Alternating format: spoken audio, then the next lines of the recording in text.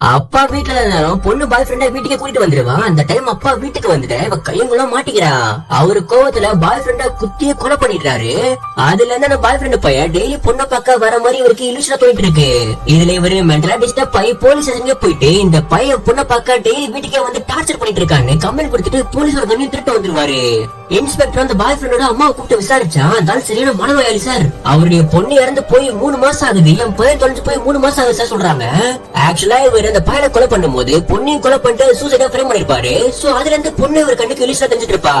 இப்போ போலீஸ் இவர் வீட்டுக்கே போய் இன்னைக்கு அந்த பையன் வந்தா நான் அரெஸ்ட் பண்றா சொல்லி உள்ள நுழைஞ்சு உங்க பொண்ணு எங்கன்னு கேட்க அவ உள்ளதான் சார் படிச்சிட்டு இருக்கான்னு இருந்தாலும் போய் சொல்லிட்டு அவருக்கு காஃபி போட்டதுக்காக போறான். இவர் அங்க இருக்க ரூம் ஓபன் பண்ணி பார்த்தா கெட்ட நாத்து அடிக்குது. ஸ்மெல் வர ட்ரம் ஓபன் பண்ணி பார்த்தா அந்த பாய் ஃப்ரெண்ட் பையன் 3 மாசமா அங்கதான் இறந்து போய் படமா கிடப்பான்.